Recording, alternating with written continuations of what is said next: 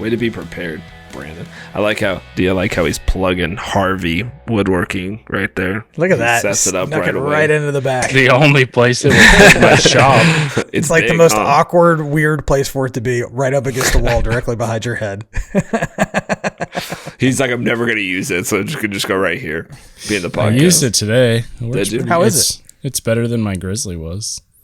Yeah. They look like nice machines. It is nice, but I don't know. I always get weirded out when bands, especially if you're resawing like tall stuff and bandsaws start doing that like squealing crazy noise where it sounds like it's going to blow apart. I always get sketched out. Yeah, that's what mine sounds like all the time. Yeah, right. I think they all sound like that all the time. When you're It's really easy for filming too.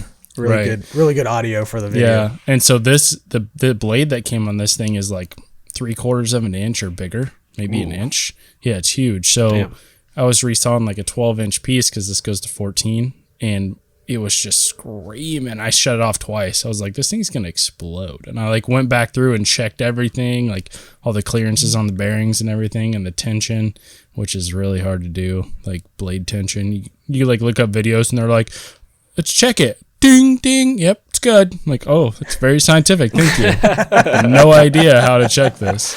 Yeah.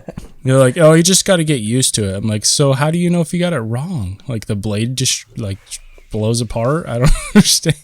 Bandsaw tuning and everything that has to go with it is one of the most difficult things for me, machine-wise maintenance. Like learning like all the little cooling blocks and like how to get everything set up perfectly. And mine's not resawing straight right now. Like if I put my fence up and I go to resaw a board, it is at an angle, but my fence is square. And I can't figure out what's going on. So it's like it's like your wheels are off, right? Or maybe it's going sideways. Is your table off? Because the table's bevel. Maybe that's a good question. Maybe I knocked that off. I didn't check it. That's the only thing it can be, I think. I mean, I just did something the other day, and I was just stopped and looked, and I checked my fence and was like, all right, I'm gonna have to dive into that later, kind of thing, you know. But I was been racking my brain about it. I'm like, I don't know what the hell's going on. Yeah, I got rid of that. Those are the most difficult ones for me to get figured out and get like really, really tuned in. Yeah. I can't. I'm gonna mess with it a bunch, but like it has. You probably can't see this window right here. It has like a tension gauge in there, and it's got a little red arm, but it's like maxed out, and I think it's tensioned about right compared, from the videos and stuff I was watching, because it was like it did have like a little bit better explanation than the sound. But that's what most guys seem to do once they figure it out. But I guess you can put like a ruler on there or a speed square or something and get like with moderate pressure, make it move about an eighth of an inch. If it goes to like a quarter, then you tighten it up.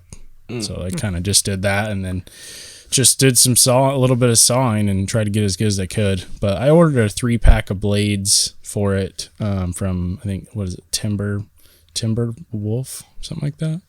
I don't know, Timber something. And it's 3 different sizes, so you could do like resawing and then curves and then like scroll type work. So apparently those are pretty good blades. And other guys that had this saw, they said that this blade that it comes with is like not the best. It's just kind of a it's pretty much same like every factory blade you buy on any machine. Yeah. The only one that I've found that's actually decent blade is the SawStop blade that comes with it. And I mean, it's not great, but it's okay. We use it at work. We're still using it at work. It's like more of a ripping blade though. I think it's like 30 tooth or something. Oh, really? Pretty low count. Could be 40. So I got my Harvey table saw. Oh yeah, how was it? Which is an absolute beast. You should be jealous because I didn't have to put this together. I definitely had to put together the saw. I saw it came together just like a saran wrap. I was so pumped. Yeah. I was like, yes, because I had to put the Grizzly together. It took like 2 hours, and I pulled the box part. I was like, thank God. I hate putting stuff together like that. Oh, I do too. I put that table saw together and I walked away for 2 days. Like I just didn't even go back in the shop for 2 days. That's how much I hate putting stuff together. Scott got it too, and he was sending me like stories of him putting it together. He's like, dude, this is taking forever. Yeah. It sucks. I started using mine a little bit the other day, and it was making a god awful like startup noise. Like as soon as I turn it on, it's like just a real loud pitched noise, and then go into like normal noise. And I was like, what is going on? So I was actually texting with Scott. And I was like, does yours make a loud noise when it kicks on? He's like, no, that's so really. funny. I literally texted him today because he has this bandsaw. And I was like, does your bandsaw make a loud noise when you're cutting? Scott's like, what is going on? He's like, clearly I should be the one on the podcast. Yeah. But I realized that when I was putting it together, it had a like a metal thing in the inside that you had to take off. That it's for shipping. And it's like bolted into the motor, and then it's bolted in like to the frame, I guess. And I took it off, and that was good to go. But what I didn't realize is that you have to put that bolt back in. Is that what is the tensioner for the belt? I was going to say, is it belt driven? Yes, it's belt driven. Yeah, so when I was lowering it, the belt would loosen, and that's what was making that terrible noise. And I realized that because I lowered it a little bit more and turned it on, and the blade didn't spin at all. Even with that's okay. I used this thing like 3 times, and then I finally was adjusting the bottom bearing. I was like, oh, they have bottom bearings. It's been a long time since I adjusted the bandsaw. I forgot they have the upper set and the lower set. And so I was like, oh, I need to adjust those probably. So I open up the bottom thing, and there's like the manual in there, and like You've been running it with it. Luckily, it didn't grab it or anything. It was like leveling feet and tools. I was like, oh, Jesus. I was wondering why I didn't get a manual with it, but I was like, I don't care. That'd been a great video. As you're cutting resawing something, you just see paper start flying out of the bandsaw. You're like, what is going on? Allen wrenches, especially on video, because I was videoing it all. That's hilarious. We keep saying Scott. I guess we should say it's Scott from Get Off the Couch Designs. Yeah, absolutely. Give him a little credit. Everybody here. The poor knows. guy's been filled in our noise questions. Right. But once I put that bolt in, tightened up that belt, it's like a sewing machine. Nice. And the thing is that's a badass saw, man. Yeah. It's cool. It looks like I told him. I said, so when are you guys gonna make a joiner? Yeah. I need a joiner. I do too. That's got to be my next big purchase. I've been looking. I'm trying to keep the joiner is one of those things I don't want to buy new, because you can't hurt them. So why spend that new money when you can spend the used money? Right. So I'm looking like crazy right now. And you can get big ones. Big. I mean, you can even get like we were looking at 16 and 18 inch ones, like super old ones, like Oliver's and stuff. But you can get for like $2,000. I mean, it's kind of a lot, but not for a 16 inch. Yeah, that's huge. You don't really need it though, probably in your shop. But I'm sure you'd be good with 8. That's what I have. An 8-inch one's perfect. Yeah. Mm-hmm. Plus, it's not like overly big to store. It sits right next to my planer stand, and it's like the exact same size. So I love my Grizzly. And that's good to know, because I think that Grizzly, it appears that it's bigger than most 8-inch as far as like the bottom frame and all that stuff. It depends on which one you get. Are you getting the full box? They have those ones that are like the motor and everything's as big as like the bed, or pretty close to it. Mine's not like that. Gotcha. My bed sticks out still, but it's an 8-inch helix head or whatever. I love it. It's how long the bed is? I think it's 70 something inches or more than that. I don't know. 6 foot, basically. Well, 70's 5. No, but 60's 5. 72 is 6. I'm drunk. I don't know. Already? It just started. So it's I got reminded.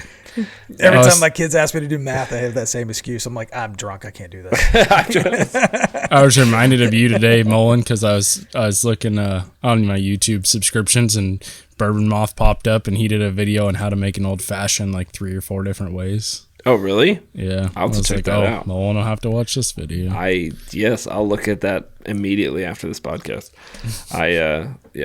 I'm going on a fast tomorrow for like the whole week or 5 days. We have this drink thing that's like, it's supposed to be all the proteins and vegetables and all the different kind of stuff you need.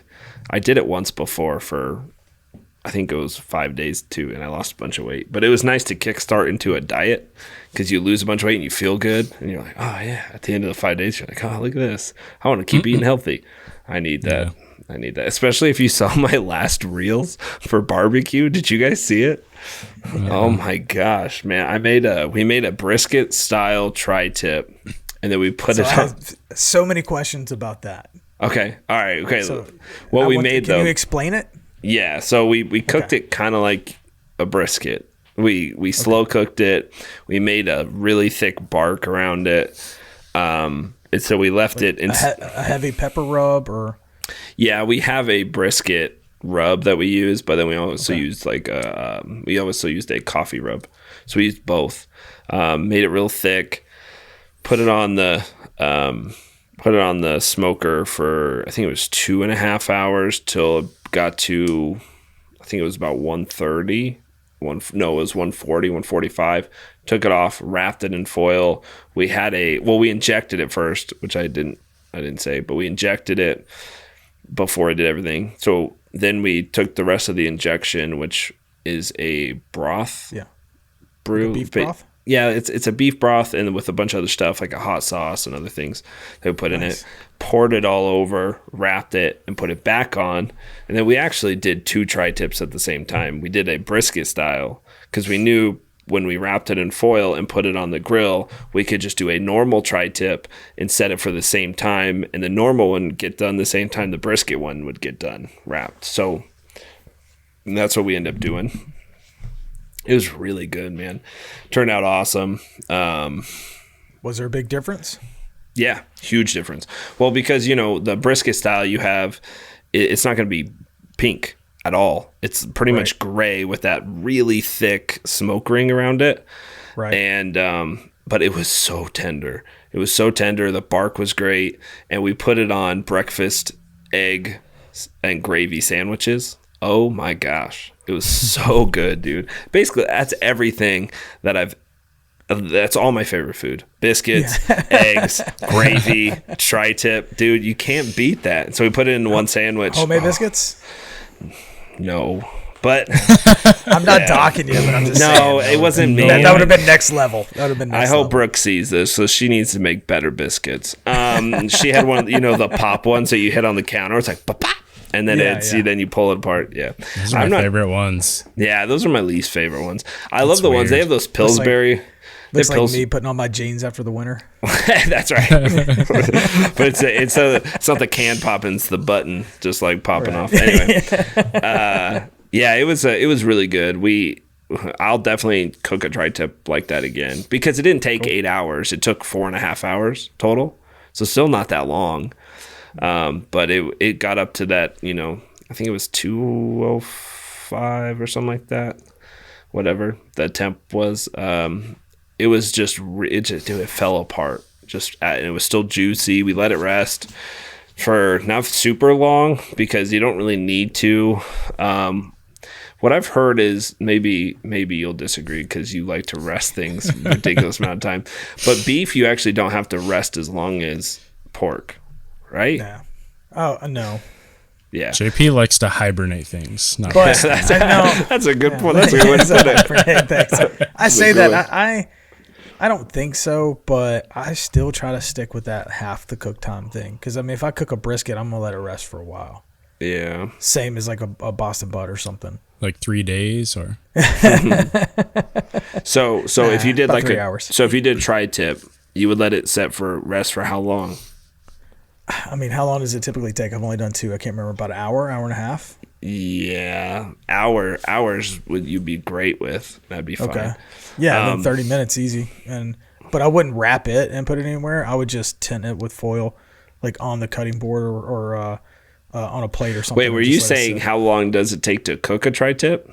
Yeah. Oh, it takes 2 hours usually. Okay. Do you try to do half the time? Is that your goal? I try, yeah. Oh, okay. All right. Yeah. So for this, we let it rest for about 30 minutes, which afterwards we're like, we could have let it rest for probably an hour and it would be great. The first one, or the one that we did. Doesn't it get cold if you let it rest that long, just sitting on a cutting board?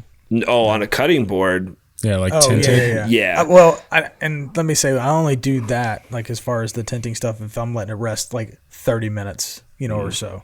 Like a steak or something like that. I'll try to the best way to let a steak rest, in my opinion, is you take, the smaller saucer plates, and you take that, turn it upside down, and put it on a plate, and then put the steak on top of that where the juices can run off of it, and you tin it with foil over the top and let it rest that way. You don't want it resting in the juice? No, Why? Not with a steak. I have no idea. That's just some voodoo magic I saw on YouTube. No, I read it in a cookbook or a cooking class or something I did years and years ago. I don't know why, but that's how I've always done mine. Now, is it going to be bad if you do? I'm not sure. But that's always the way I've been shown to do it, or I've always done it. Interesting. But no, Brandon, if I'm going to let it go like a long period of time, like hour, 2 hour, 3 hours, or 4 or 5 hours that I've done sometimes, then it's gonna be wrapped. Yeah, you wrap it and then put it in. I have a bunch of styrofoam coolers I've kept, but you can buy whatever, and then just like put a towel down. I line it with a towel, put it in there, wrap it all up in a towel, put the lid on, and just let it. We had that other tri-tip sat for I don't know, an hour plus, because it got done a little bit faster than the brisket style, and it was piping hot. Like it was hot to touch the foil, just to unwrap it still, and it sat for over an hour. So I don't think I've ever woke up in a panic so many times in my life as on Easter weekend when I did that pork butt overnight. Oh, you did it overnight? You're a bit nervous about that overnight. Dude. Why'd you do it overnight? Because it took so long. Yeah, but if it takes 8 hours, how long did you take? 8 hours? It actually took a lot longer because I was nervous I was going to overcook it. So I did it, instead of doing it at 200, I did it at like 180. Oh. After talking to JP about it and making sure that was okay. I did it at 180, and I put it on at midnight or like 11:45, something like that. And then I woke up like 3 or 4 times because the windows were open in the house and I could smell it, You're like, this smells and then delicious. I was like, is it on fire? Like, what's happening? Is it on fire? So I kept like checking my phone because, you get the Wi-Fi thing. Well, the second time I checked it, it kept disconnecting for whatever reason. Like maybe it was like maybe it's on a time thing. I don't know, but it was like, your trigger's disconnected from Wi-Fi or what. I'm like, what the hell? And then I'd go closer to it with my phone and it would reconnect, and then it'd be fine for like a few hours, and then it was so irritating. But anyway, yeah, I woke up at like 7 and it was like not even close to done. I ended up cooking it until like, I think it was like 11 hours altogether. Well, because the goal is to get to 205, right? Yeah, I can't remember. Yeah, and so usually it's 205 is what you're trying to get a pork butt to. And if you were cooking it at 180, did you have to crank it when you woke up? Yeah, eventually I think at like 8 o'clock. I put it at like 225 at 7, and then at like 8 or 9 I was like, okay, it's not really going up. It was like sitting around 170, 180. That's where it stalls. Right. Usually and then I was like, all right, well, I just turned it, I think I put it on like 240 or 250, something like that, and then it like went up like another hour. It was done, and then wrapped it, put it in cooler, and then ate it about 3, 4. Nice. No, it was Feel later like than rest. that. We were trying to eat at like 3, but everybody was late, so it actually ended up resting like probably 4 or 5 hours. Nice. And it was still hot. Yeah. Pulled apart, like I had my girlfriend pull it apart, and she was like, it just fell apart. It was crazy. And everybody was like, oh, it's so good. So that was plus. I used the Traeger. I think that was like I think it was just the Traeger rub, like the red colored rub, or the prime rib. I can't remember which one. One of those. It was good though. I have another one. It was like a 6.5 pound, 7 pound. Yeah, it's pretty medium size. The I totally forgot. I had some. Continue, JP. I had something I wanted to say about the pulled pork, and I can't remember. Go ahead. Don't be scared of those overnight cooks. I wasn't really scared. I was just like, when you need to do them. It's one of those things where you wake up and you're like, did I oversleep? Like for work type things. It was like, is it overcooked? Like what time is it? I used to really panic, and most of the time I would just stay up all night when I cooked with like my stick burners and stuff, and when I had the ugly drum, because I didn't have any. There was no Wi-Fi stuff. I just had the dial on the front. There's no Wi-Fi on your oil drum. Yeah, and there's nothing like a good panic. You wake up in the middle of the night and your fire's out. And you're like, oh my gosh, right? Like, I don't know what's going. How long has it been since it's been like this? And you're 3 a.m. fighting to get going again. So I would have never done that. No. I would have never done a real fire in an oil drum. Like, that's not overnight. I mean, if I'm going to stay in there with a beer and just kind of watch it for hours, okay. Oh, no, I used to do them overnight all the time. Oh, that's so good. Crazy. He's like, we only burned down like 2 houses before he stopped doing that. Your only risk is catching on fire is when you got the lid off, because there's not enough oxygen coming through like that drum smoker to catch it for flames to actually be present. So the only time you really have any issue is if for some reason airflow started going way too much in there, which, I mean, it was kind of impossible, or if when you pull the top off. Now, I've done really, really big cooks in that smoker where I've done like 6-7 pound butts at one time, and the grease and stuff would be so much or whatever that, you know, I've pulled the top off and it started flaming at the bottom pretty good. And you're like, oh no, got to work quick here. You know? But then I learned that the best way to do it was to shut it all down, give it a second, like shut all the airflows down, stoke it basically. I mean, not stoke it, but cut off all the oxygen. And then when you took the top off, it was less likely to kind of catch the flames and stuff when you did that. And then it also helps if you drop that temperature a little bit before you did it, because when you take it off and it gets more air, it's going to get way hotter. So when you put it back on, your temp's going to spike, and then you got to sit there forever and let it get back down to even out. So what I would do is take the temperature down, 20, 30, 40 degrees, then take it off, tend to whatever I was going to do, and then bring the temperature back up how I needed it. So there's a little bit of a science to it, a little bit more than the Traeger. What? No. Yeah. I thought the Traeger was pretty difficult. We went camping this last week for my wife's spring break. In the snow? Yeah. Well, dude, you know what's so funny? I don't want to interrupt you, but it's so funny. So your father-in-law follows me, right? It's like Jet Creation. And I had zero clue that that's who that was. No idea. So funny. And then so all of a sudden his stories are popping up. Yeah. I was like, I don't know, dude. How many people follow me and I follow them and I don't even actually know who they are. I'm just like, they do cool stuff, follow, and I like their stuff. And so then it's just like, I think it was a story or post, and then it showed, I think your wife with the Go Build Something sweatshirt on, had it on the back. I was like, what the? I don't even have one of those. And I was like, who is that? Yeah. And then I was like, who has that? And I started looking, I was like, that's Brooke. What is happening? Like, it was one of those, like, all the light bulbs are going off, and I'm like, wait a second. And so I like went to his thing, and it was like, oh, my daughter's, and I'm like, no way, it's so weird. Yeah. So the reason he even knows how to follow people or follows you too is because I set up his Instagram for him. So I'm like, here's 30 woodworkers that you'll probably like, and just liked a bunch, That's fun. And what's his Instagram handle? Jet Creations, Jett Creations. He likes it. He always gives me crap. He's like, well, how do you always get free shit? I don't understand. He always gets that. I'm like, I work for this stuff. I do you know how much time I put in freaking working. He's like, yeah, I know, but it's still free crap. And he just got a follow from me. I'll follow him back. He goes, he's like, hey, I'm near 200 followers. You think I should do a giveaway? He asked me that the other day. I started laughing. He's like, I'm just saying, I'm getting pretty big.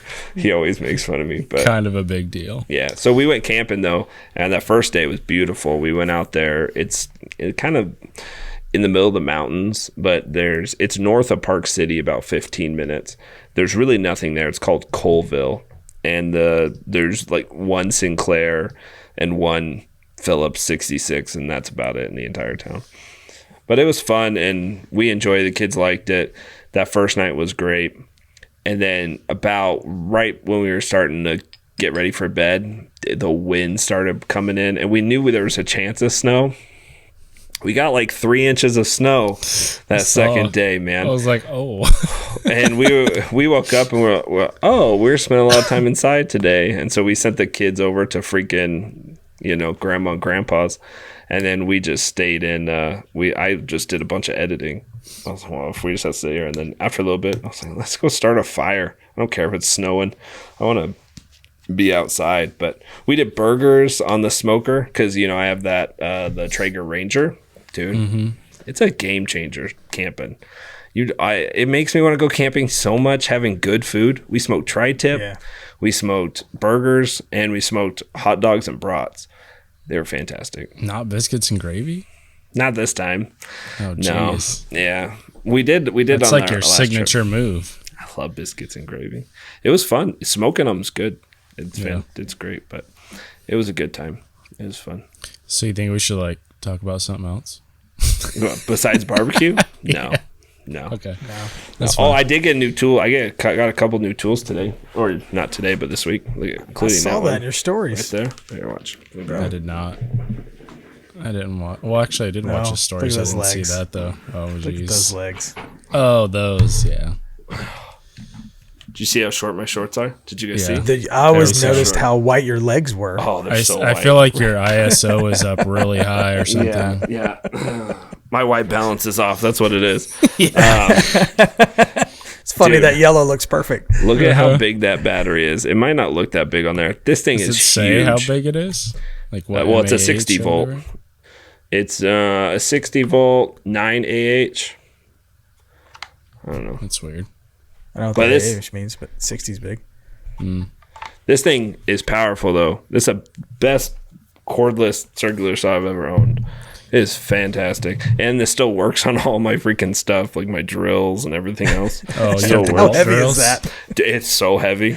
I wouldn't use it on your drill. Your arm be sore. But the I next used day. it. I used this thing all day today, and I got to finish. I'm making a garden fence because my dogs, we have dogs, our neighbors have dogs, and the 2 houses behind us have dogs, and they all go to that corner and just start barking at each other. Benny, he doesn't bark. He just likes to stand in the corner, just kind of like paw at the fence, just to antagonize freaking dogs. Make the other ones bark. Yeah, and so he just stands there. So we want to do a fence, put a garden back there anyway, and keep the dogs away from the fence. Or that corner. I got to do a removable garden fence because I have those not raised boxes, but I built the garden boxes. They're down on the ground and they're now on the side of the fence where my in-laws have the dog, and I'm afraid he's gonna get in there and dig up my plants and stuff. So I'm gonna have to make some fence panels and make them removable, I guess. I did. I gotta figure that out. How big's the dog? Yeah. He's like a beagle mix. Well, I was just wondering because if it's a smaller dog, it'd be pretty easy to make those. They even make those wrought iron fences that they have the posts, and it's really easy to take out. We used to have those. Then my dogs are big, and so they just jump the fence.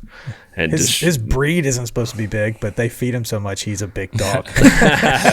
he's obese. So what you're He's saying is he's very obese. probably not jumping too high. No. No, well, you're probably fine with that. I did it because of the cats, like all those stray cats around. They get in there and shit. Oh yeah, Dude, I want to go out there and target practice. My mother-in-law has a garden and has a cat problem, and she puts little, I think it's styrofoam bowls filled with a little bit of vinegar in each of her garden boxes, and it keeps the cats away. That's interesting. Yeah, It sounds a lot easier than what I did. with the fence. the removable fences. I just had like 1x2s, right? And then I put them at like each corner, but I put 2 on one corner. Well, depending on what size the bed is, but for the 4x4 ones, I put 2 at one corner, and then I used that bird or deer netting, like the black netting with the small squares, and just stapled it to it. So they're like 3 foot tall or whatever, and just put it in like pockets. Basically just took more 1x2 for spacers and then put another 1x2 across, and it was just wide enough for the stick to go into. And then at the bottom I just put a screw on each side so it couldn't rack side to side, and then that way you can just pull the stake out and move the fence out of the way when you need it, or it's usually low enough I just can reach over But That's I a did good that idea. for my 2 larger beds, and then for the 4x4 I just built yesterday, I planted strawberries in it, so I put netting on top too, because if you don't, the birds will get in there and eat strawberries. So my garden's all in. Surprisingly. I was just gonna use PVC pipes to slide the panels in and out, like on all 4 corners. Right. How deep are your garden beds? They're 2x8s. No, how deep? Yeah, like I'm saying, they're like a single 2x8, so I guess 8 inches. Oh, I thought you were saying Yeah. 2 foot by 8 foot. I think I used 8s, maybe 10s. I think it's 10s. It's 10s, 2x10s. So I doubled 9.5. mine up. Yeah, I think I used like 2x12s, and then I put another 2x8 on top because I had so many problems last year, and was like, well, maybe my mom was like, well, maybe it wasn't enough dirt, vertically for the tomatoes to get a good root system, because your dirt underneath your beds are probably not that bad of dirt. No, But it's good here, dirt, yeah. it's like super raw. I mean, you can't dig anywhere more than 2 inches without hitting a rock. No joke. Like, it's like solid rock and clay. So I think maybe they couldn't grow into that. I don't know. So, but I put another layer on, and I added like horse compost that we got from my girlfriend's old boss, that they say they have people plant straight into that and just that and do really good. So I'm hoping with all that mixed together, I'll have a successful harvest. I added compost to all my boxes today. Brian and I built another one over his place, which we went double the height, which I wish I would have done on mine. Right. Only doing the single, not because I think I need to do. My garden did phenomenal last year as far as growing plants. Looked good. But I wish I'd have done it a double height, because I may not even have to mess with like doing these fences and stuff if I did, just it being a little bit higher. But yeah, they got all the weeds and stuff out of it today, got it all turned over, and I'm going to wait. I'm going to give it another week or so before I plant anything, because I have a feeling we're going to get a late frost here. Yeah, you guys have kind of weird weather. Yeah, you just never know. Here, it's like once it gets warm, it's like, that's it. It's hot now. Dude, I was in a shorts and a t-shirt today. It's supposed to snow, I think, in 2 days. Right. For 2 days, it's supposed to snow.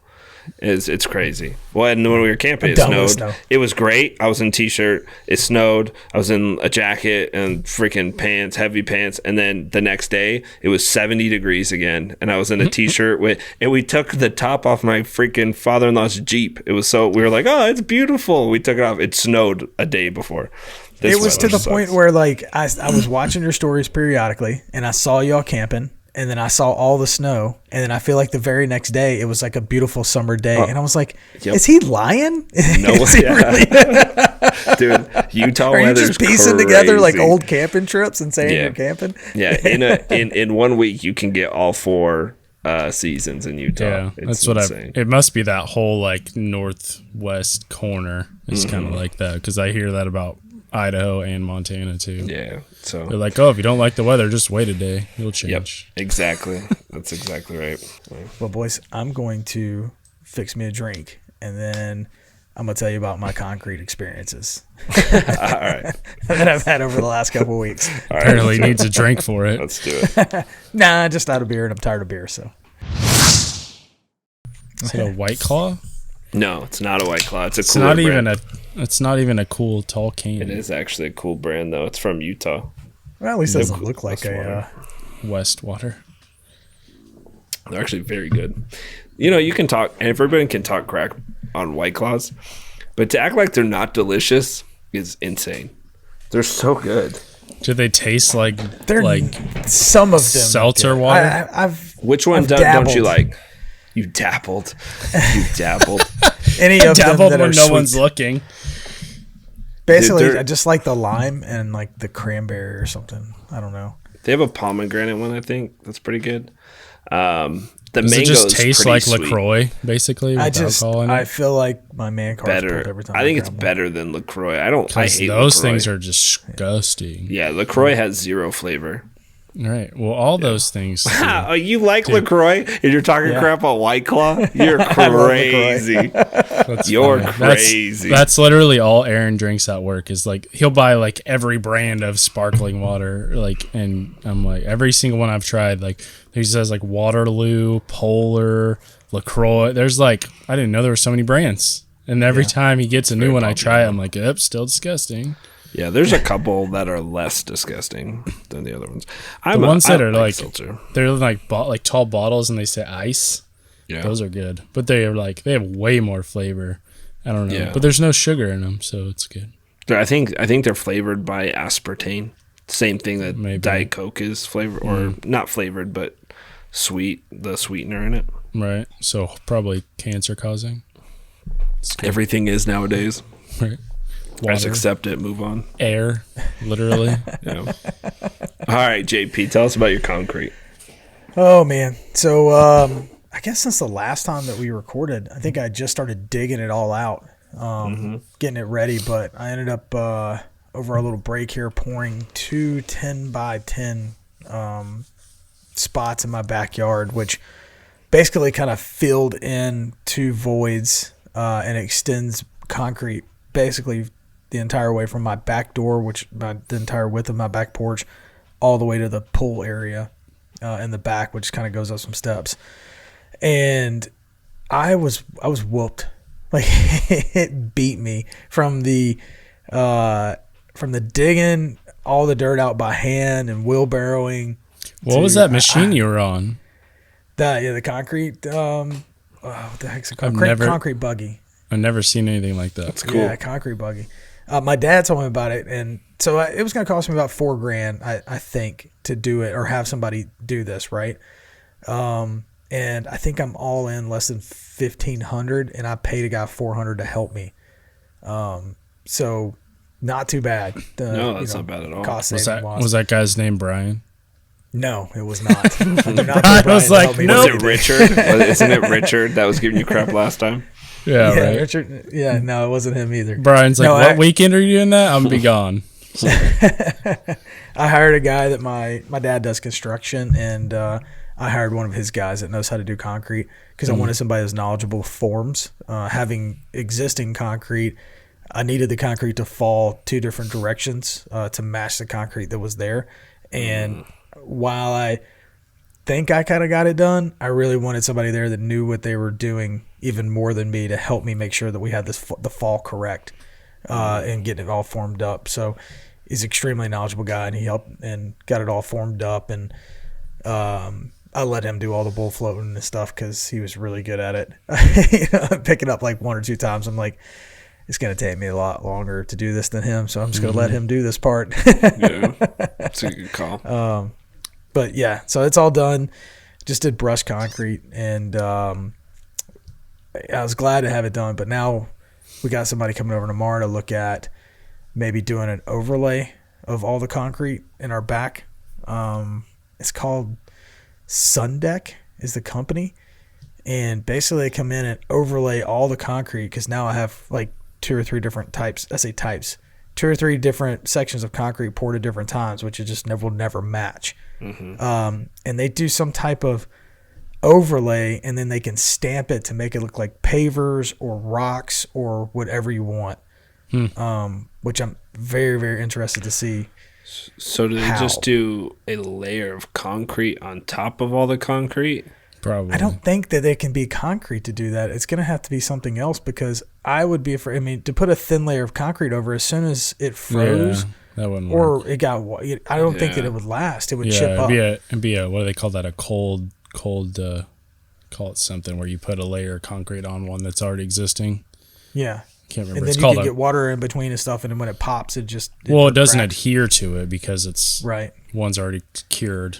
Called like a cold, I can't remember. Cold something. I can't either. Anyway, I know nothing about concrete. I'm just trying. I just know you can't do it. Stuff. I asked. I don't know much either, but I'm interested to see what this is exactly because they advertise it like doesn't matter. They can come in and put it over it.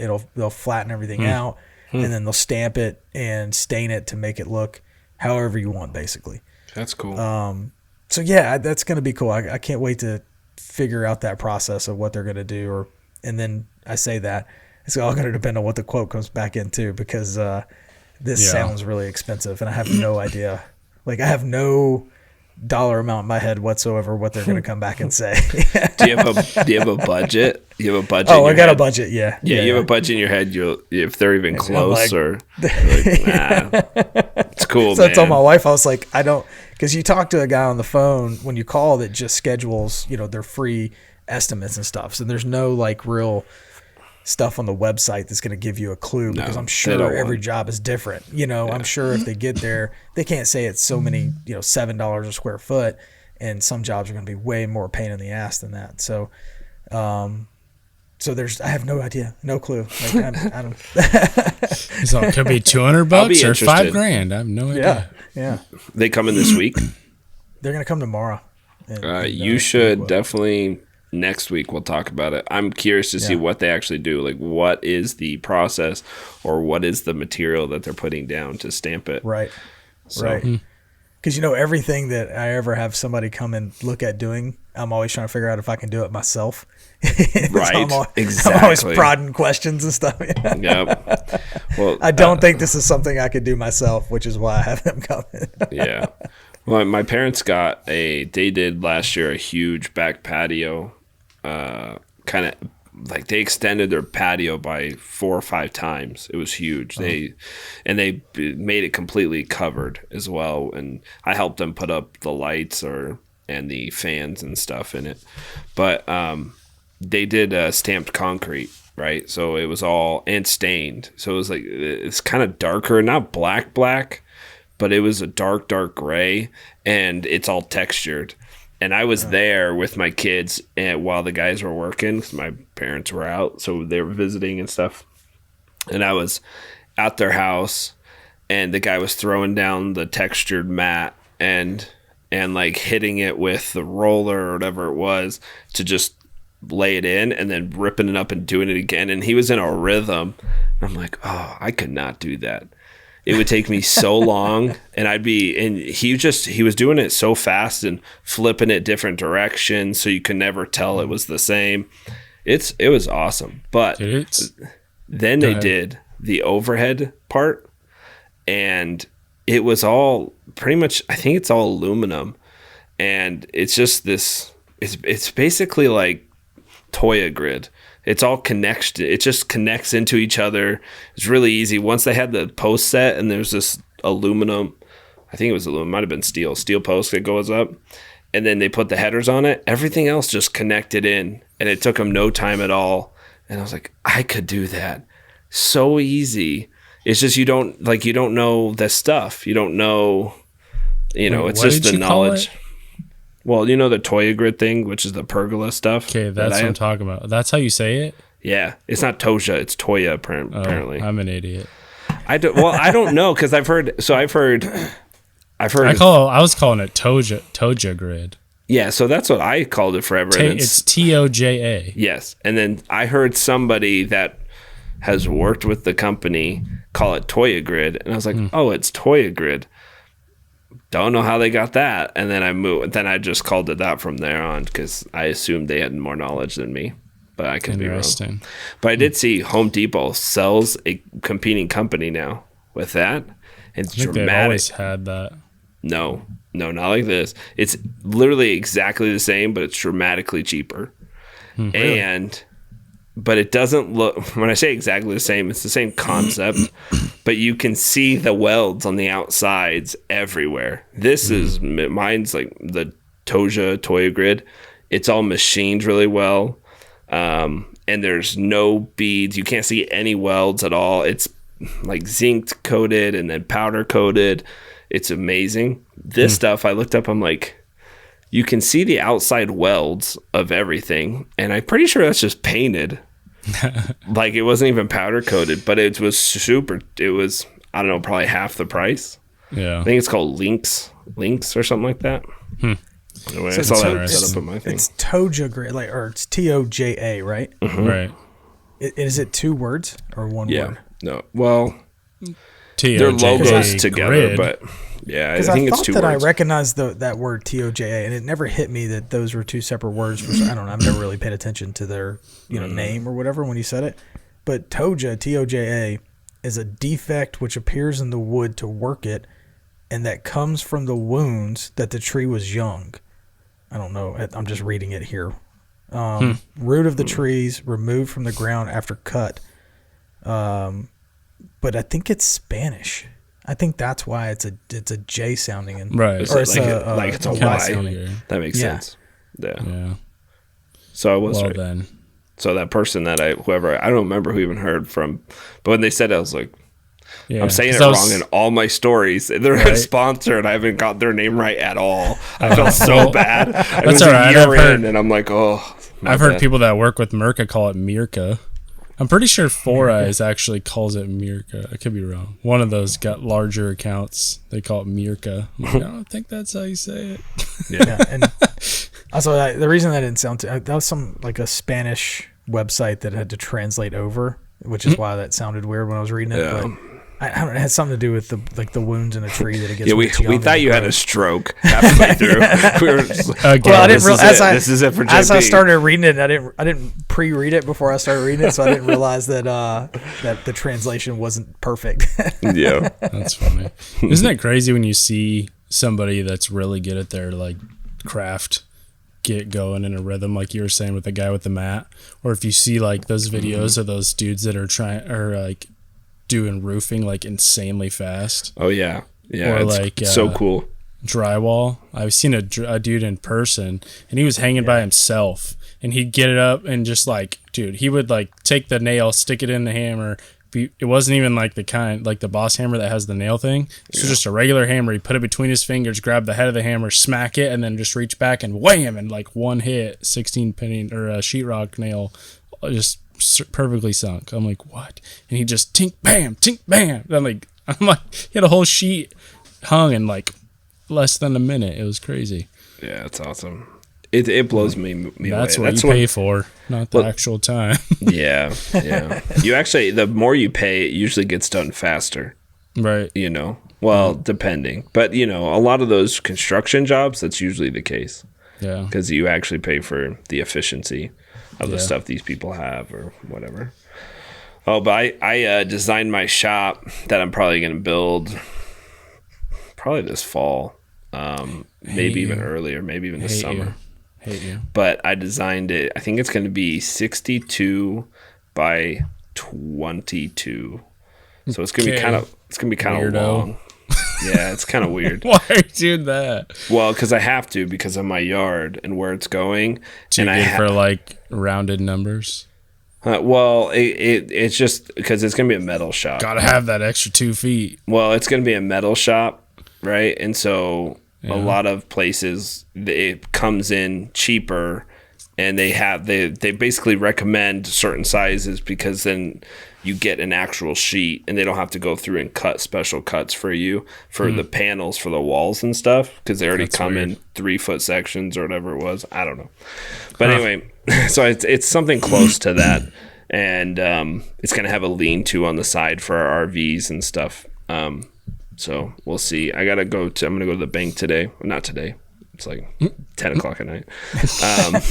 This week, we're going to go to the bank and see. Because the value of our house is crazy right now. Dude, I'm sure you guys is the same too. Everywhere. Dude, it's nuts. Well, I think we said this last time. There's 12 houses available in my entire county. 12. It's crazy. It's well, okay. So from last time I checked, our house is up in the last 2 years, 120,000. Yeah. So mine's up probably around 100,000. It's great. Yeah, it is. I've only been in mine for a year, but I bet it's up. Yeah. The only problem is, my house is worth a bunch, and then I sell it, and then I got to buy another one that's the same damn price. Yeah. So it's it's just a wash. Unless you're going to build something. Or move. You can make it up. Well, around here prices are crazy right now. Let's say it's more expensive to build right now than buy. Yeah, dude, I was pricing the wood for these 2 pergolas I was going to build over the concrete pads, the 10x10. I know this always comes up, but it's still unbelievable. We always talk about it, but it is when you go look at the prices of pressure treated and whatever lumber, it takes me back. I'm just I don't understand this. Dude, this fence that I bought a ton of lumber today because it's a 40-foot span, and I'm building a specific way. The lumber cost me $600. It's crazy. 2 years ago or even a year ago, it didn't even cost close to that. I hate it. It hurt. They were talking about that on the Modern Maker podcast, and Ben Ueda said I think he bought a sheet of sanded pine plywood, and he said it was like $80 or $90. Mm-hmm. That's insane. It used to be $23. It's insane, man. It's crazy. Yeah, I don't get it. I don't get it at all. I've seen that. So I put a meme up. I think it was on Boss Hammers, or they shared it at least, where it was a you know the video of the kid he's trying to tell a story and he just keeps mumbling. He's like, and then you think, but then maybe I don't know. And then it was just like wood manufacturers trying to explain the price hikes in all the lumber. It was just a kid. I don't know. And then I saw I'm not sure of that. And he just keeps mumbling over himself. That's what I feel like. There's no reason it should be this expensive, right? Or go up by 4 times. It's insane. I keep talking about podcasts, but I've been listening to a lot because I listen to them at work all day. But Jason from Bourbanoff said that he was talking to, or maybe it was one of those guys. It was either Jason or Chris from Modern Maker one, but he said he was talking to the guy at the wood. I think it was actually both. They had like similar stories. They were talking to their wood dealer, and they were saying that the only problem that COVID caused was importing like hardwoods from out of the country. Mm-hmm. They said there's really no reason why other ones should be any higher, but because they are and people are still buying them, they're just going to keep high. Like, why would they lower them if people are still buying them? You know, makes sense business wise, but it just sucks for everybody else. And once you raise them, they never go back. Right. Yeah. Well, that was the other thing they were talking about. He's like, Ben Ueda was like, I don't think they're going to go back down. Like, they'll go down a little bit, but probably not back to the levels we were, which just makes sense. Like, why would they? Inflation's coming anyway. Yeah. Well, look at ammo. Ammo never went down. No. It went up. It went up. I think it was 2012, 2013. It started shooting way up. I mean, it was going up before that, but it shot way up. You couldn't get 22 and 9mm was hard to get. And then now ammo is here. Yeah, well, now you can't get ammo, period. Right. But that price went up, and then when it was accessible a couple years later, 2016, it became pretty accessible. The prices were the same because everyone kept buying them. It was just like, well, the demand's going to be there, so why go back down? It's going to be the same thing. Yep. It sucks. Yep. Yeah. If something costs $1, how do you make people be grateful that it costs $2? And you raise it to $3 for 8 months, and then take it to $2. Exactly. Gas That's a good prices. point. Yeah. That's really funny. And that dollar hike, everybody's thanking you for. Mm-hmm. Yeah. I think everything's going to have to be adjusted. If you're selling pieces at all, your prices have to be going up. You have to account for it. Yeah. I was talking to somebody today. They were like, "Oh, can you build me a dog kennel?" And I was like, "Well, I don't really want to build a dog kennel anyway, but also probably not for what you want. Not for what you want to pay." But one thing I haven't bought in a while, probably since the pandemic, just because I had an overstock of it. What is the hardwood prices doing? I know we're talking about construction lumber stuff, but is the hardwood prices staying pretty the same, or they're pretty similar? They're not that much higher. They go up a little bit, but not much. I'm gonna start I'm gonna go with a metal shop because I think it's actually cheaper by a lot right now than doing a wood shop, which is weird. A year ago wasn't. Metal's gone up too, though. But not nearly as much as the wood has, because you have wood. Might check into that before. Well, I just got a price quote from the people. Well, I was talking wasn't to that bad. Mike Coffey, because he does like all the ordering and stuff for his construction company that he works with for his day job, and that's what they do is like metal, a lot of metal stuff. And he said like he ordered a bunch of metal studs and everything, and all the manufacturers are going up like 5% a month in price. Yeah. Ooh, so I should probably order it. I should probably order it soon.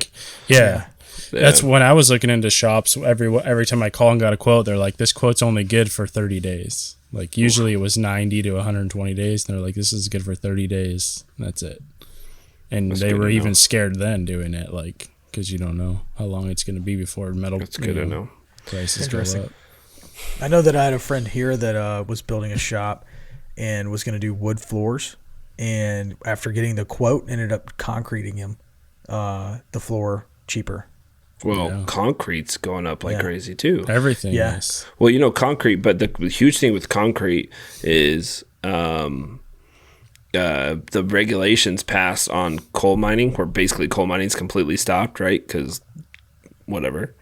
The new administration decided to do that. Well, one of the derivatives from coal mining is one of the main components in concrete.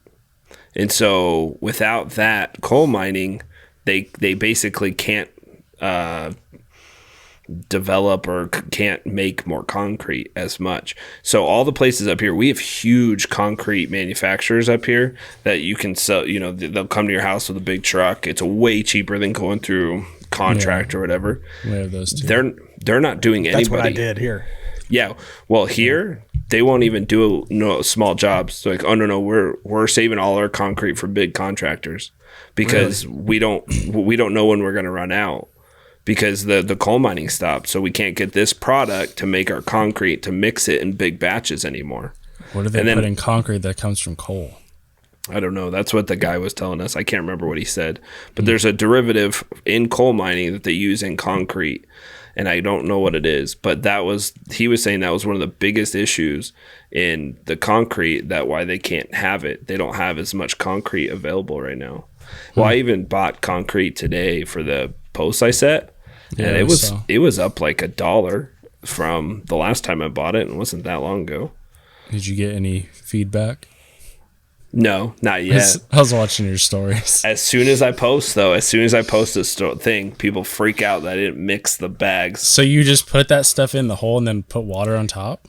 Sure do. Is that how it works? That's how a lot of people do it when they're doing fences and stuff. Well, and these ones are specifically, that mix on the bag says do not, well, it doesn't say do not, but it says you can set posts without mixing. And I was like, oh, cool. And I did that entire 120 feet fence like that. It's been great. So I do all of them like that, and I still get crap every time. And I'll post pictures on my stories of the freaking bag that says without mixing, and people still freak out. Sorry. Yeah. Popular guy. Was it Sam? It's probably Sam. No, it's my mom. Hey, Mom.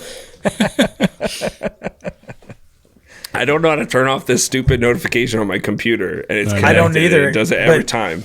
Mine comes through my headphones, but it does the same thing, and I have no idea how to turn it off. I don't understand how to do it. That's crazy. Anyway. Yeah, so I had the concrete truck. I just called the concrete company local here and ordered 4 yards of concrete. I had to pay a delivery fee because it wasn't a full truck. And if it's a full truck, then you don't have to. What are they, like 10? I think 10 or 12. Yeah. Yeah, 10 or 12. But it was super easy. I mean, and I was thinking I was going to have to rent that pump, like to go over the house and to the back, because I have a steep driveway in the yard. There's no way the concrete truck could get around back to pour it. And that was going to cost a ton of money, a ton of money to rent that pump. And I was stressed over it. My dad was like, no, go to Sunbelt, get a concrete buggy. And I was like, I was like, what the hell is a concrete buggy? Yeah. And he sent me a picture of it, and he's like, get tracks, not tires. I'm like, yeah. Okay. $150. Went and rented that thing for the day. Sweet. All right, here's the good thing about it. I'll give you all here's a pro tip when renting something from like Sunbelt. If you rent it on a Friday morning, it's a 1-day rental, and you don't have to return it till Monday. I know. This is the best. They're open all weekend. So I was able to go rent it on Friday, pay 1 day, pour concrete and everything on Saturday, load it up, have it cleaned up and everything in there on Monday, which is really nice. Yeah, ours are open on Saturday. So yeah, ours too. we only get the 1 day, the Sunday, but I do that a lot. Yeah, I'm actually friends with the guy I rent all my stuff from. It's literally like 2 blocks away. So usually, unless somebody needs it, he's just like, keep it if you need it or whatever. So we'll just bill you for the hours on it rather than by the day. That's nice. Sweet. Why have you guys ever looked on Facebook to rent stuff? Like I rented because I was looking all over. Random person, or so I was looking all over for a front loader for all this rock last year. It was 42 tons of rock I had to move, and I definitely wasn't going to wheelbarrow it. So I was looking around where to rent it, and the front loaders are expensive. I don't know they're more expensive than like that buggy, but obviously it's a more machine and whatnot. You know what's really expensive is the Bobcats. Isn't that a front loader? Isn't it the same thing? No, front loader is like just a bucket on the front of a tractor. Oh, You're talking what's about like a Bobcat? Skid steer Bobcat. Skid steer. Yeah, that's kind of what it's. Where you actually sit in and it's enclosed. Right. Yeah, that's what I had. Yeah, no, those are like $450. People call the same machine so many different things. I know. Anyway, this one was that, and it had tracks too. I believe it had tracks instead of wheels. Bobcat's the brand, by the way. Yeah, that's just what it's kind of like Kleenex. Yeah, well, it's like a mini X's and all kinds of stuff. Well, I called my new reciprocating saw a sawzall because everybody that's does. what I've always or a called skill it. saw, Yeah. circular saw, skill saw. Mm-hmm. Anyway, so I rented that, and I was looking around. It was $450-$500 for a day and a half or whatever, or even 24 hours. And I looked on Facebook just by chance, and a guy locally that's just a town south of me, he was just put up, hey, I have this. I'm not using it on most, like, some days. If you're interested in renting, let me know. I was like, oh, shoot, cool. So I just reached out. He's like, $200, and you can rent it for, it was 8 hours. And I got it all done in 8 hours. And I'm like, saved half the price. So I'm going to start looking. Did you have like a contract? Yeah, it was basically a napkin that you signed. And I was like, well, I like this guy. But he delivered it to me. He delivered it to me on his big tractor or his big trailer. And he's like, I'll come by around, 6 or something. He dropped it off super early in the morning. That's and then just came back after work or whatever, picked it up. Yeah, that's awesome. That's easy money for him, man. As long as you don't break it or something. Yeah. And this one was cool too. It had AC, a radio. It was all decked out. Wow. It was super nice. Yeah, this one was the last one I did was like that too. It was the Bobcat 525 or 5 something. It was a bigger one, and it had tracks and the fully enclosed cab with AC and all that. Yeah. I was like, yeah. Had that I've thing never for been in like one that 3 nice. days. I don't know. That's actually, I drove one that was an old Bobcat that was a huge pile of shit. And then I drove this one was super nice. That's what I'm used to. This one, the old one was like, is it going to start? Not sure. Right. And it had wheels, not tracks. So when you first start going, it's like, yeah, right. Yep. You have to get the bounce going, and you got to get it going first. Sticks. That's right. Yeah. Well, we just got the name of the podcast. Get the bounce going. That's the name of the podcast, everybody. That's funny. I need to rent a tractor actually with the bucket, not the bucket. They held like a drag box or whatever behind it. Yeah. Because I want to go out and just drag my whole field, so I have to mow just it. Back drag it. Because the freaking weeds are like 3 foot tall already. It's insane. Yeah. Yeah.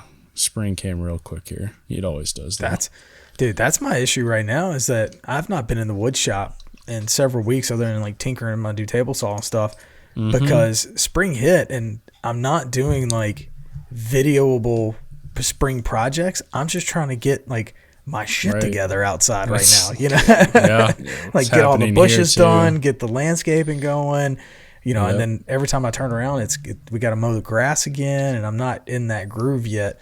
So I've spent like all of my time just doing that, and then getting the outdoor stuff that I'm trying to do to a point where I can start doing videoable stuff like the pergolas and outdoor furniture and whatnot. But same Brandon. I feel like it got here really quick, and then it just like supercharged when it did. Yep. Yeah, it's crazy. Yeah, it's like my problem is I like doing that type of stuff. And so when you don't do it for all winter and then spring comes, you're like, yeah, I want to be outside. It's nice, I want to do all this stuff. But then you're like, shit, I got to get some videos out, and I'm like, I don't want to go in the shop. I want to be outside, You just playing the garden define me whatever. Right now. I'm the exact same way. Yeah. I enjoy it and I want to be doing it, and I don't want to go in the shop right now and do stuff. I'm not. Right. I don't really like need something right now from the shop. So I'm the exact same way right now. Mm-hmm. Yeah. I love being outside. The springtime's great, but I film everything outside. I did the outdoor movie theater. I do so many outdoor projects that I feel like I do a lot more than outdoors than you guys. Do you have a filter on your camera? No. Well, I'm gonna get some. What are they called? ND filters. Yeah, Sam does all the research. I just say, okay, let's get it. Right, but I'm saying like on your other projects, did you ever have a problem with your ISO not being able to go down low enough? Yeah, but I would just when I was outside on my older camera, my Canon SL or whatever it was, SL2, I would just put to auto and just let it do its thing, and it usually was able to make it so it wasn't just completely right. Yeah, I got mine to like on the planner video. I literally turned it all the way down, which was like to 100, and it did okay. But I did order. I haven't been back out there yet with the camera, but I ordered a adjustable ND filter. Nice. So you can just spin it and it gets darker or lighter. That's cool. Bet you'll never guess who suggested that to me. Right. Yeah. Probably guess that was highlighted last week in our podcast. Yeah. I'm about to hit him up. I think I'm gonna. I just got done talking to him before we started recording. A new camera. Just a new camera in general. I need. Yeah. I'm tired. I can't fool with this audio jack thing anymore. I'll probably send you the same one that I lost way too much audio. Oh, really? Because the audio jack doesn't work. It works great for photographs. I mean, it still takes good videos, but... What camera do you have? The Canon T6i. Oh, that's kind of an older camera now, isn't it? It's like a version before ours. Yeah. Or before the SL2. I mean, I'm due for an upgrade, too. But I just, it was one of those things where it was fine, so it was fine. But now, with the audio jack messed up, I'm like... It's not so fine anymore. I think I need to make the upgrade. Yeah. So, well, we got a gimbal, so I think we're going to use it tomorrow to finish up the fence. Have you used it at all yet? No. You got a gimbal. Yeah, you got the same one. Yeah, it's still in the box. Haven't taken it out. I got one for my phone. I can't figure out. I'm not about to buy one for a DSLR. Dude. I cannot get this thing to figure out. That's a lie. I took it out and I was like, yeah, this looks way too complicated for me. Put it back in the box. By the way, here's a tip. Takes 2.5 hours to charge. So make sure you charge it before you can even do anything. Yeah. Oh, okay. I just haven't put my camera on it or anything. But you have to balance it and everything. Right. It's not just a plug and play. Right. You have to fine tune it. Is what I wanted. And I thought was a thing. Brandon's like, I didn't want to think. And, I don't like doing that kind of thinking thing. I don't like that. Like so I told Nick earlier, funny. I was like, I didn't know electronics were involved. I just thought it was something that just did it, Like balanced your camera. I thought it was like a Harry Potter wand type thing. There was counterweights or something involved. Right. Too. I didn't know. That's what I thought. Nope. Yeah. When I got mine for my phone, I was like, you got to plug this thing in? What? Yeah. I still don't know how it works. I watched like 2 videos and I was like, that's a lot. I put my phone on it, tried to turn it on, it just flopped over and I can't get it to go right. I'm like, I don't know. Yeah. Right. Yeah. More concrete.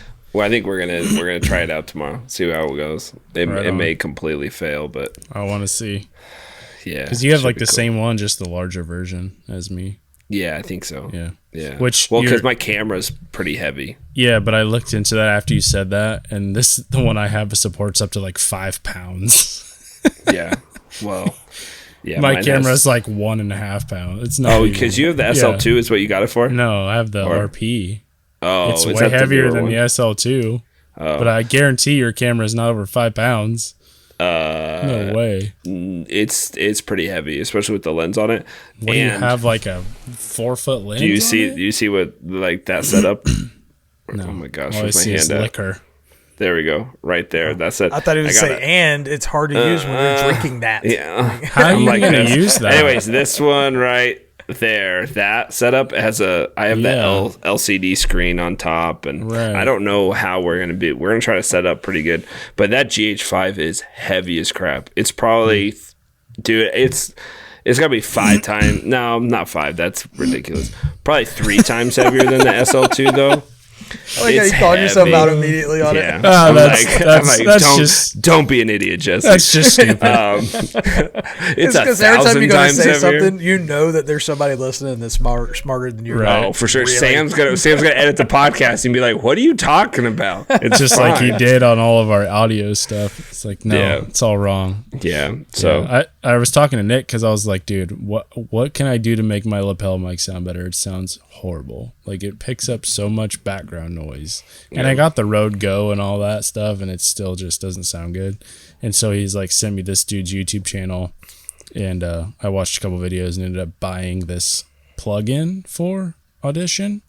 I can't remember who the heck sells it now. And I closed the window. But anyway, I'll send it to you guys. But it's like a subscription thing. It's like dude, it's legit. Like, I used it. I was trying to hurry up. That's why I was late, actually. I was messing with it. And I was like, it's like a automatic thing. You just drag a little dot around this like triangle, and it like smooths your voice out. Like, dude, I was like, oh yeah, this is what I needed. Why did I wait so long to find this? It's like $8 a month for this whole bundle package of all these different filters. That's cool. And I'm like, because Nick was like, what are you doing? I'm like, I don't know. I'm just putting on like balanced male voice and Audition. He's like, do not use those filters. They're garbage. I was like, oh, sweet. At least I haven't been using it for 2 years. Thanks a lot. Yeah, they're as bad as the Instagram filters and stories when you swoop over. Those are so bad. I'd spend like an hour messing with it. That is bad. Yeah, they suck. Yeah. So yeah, I thought it was just me, but then once I switched over to these filters, I'm like, oh, this actually sounds good. What is going on? I want to go back and redo all my videos. Shoot that over to me, Brando. Yeah. I was surprised how cheap they were. Yeah. Well, that LumaFusion too. If you're ever looking for like LUT packages or anything like that, a lot of people have free. Well, you don't use LumaFusion too much, do you? I don't know what you just said. You don't know what LUT package is? A LUT package is Spanish. Baxter. A LUT package would be like color correcting. It's a preset, pretty much, but they're called LUT packages, and you can get LUT packages for Premiere or Final Cut or LumaFusion, but a lot of people do free ones. YouTube, they usually, a lot of people say on YouTube, if they're growing their channel or if they have a following, they'll say, hey, you can pay me $5 for all 15, but you get the first, or you just can download these 5 for free, but it'll color grade it. And then I've downloaded a bunch and then adjust, right, for whatever look I'm going for. I've noticed that my welding series, I try to make it a little bit more, I don't know, dirty. That's what it feels like when you're watching it. Like if you look at my reels, it's kind of yellow, not yellow, but it has that a little bit orangey tinge, and it has a little vignette around the side and stuff like that. Right. But I take those LUT packages and adjust to what I think looks good. No. I'm not really. I do very basic things, actually. It's from Acusonos is the name of the place. Yeah, that's cool. Called the ERA 5 bundle, if you were curious. Very fancy. It was kind of a pain in the ass to install, honestly. But I'm not very computer literate, so I don't think any of us are. No, clearly. Thanks, Sam.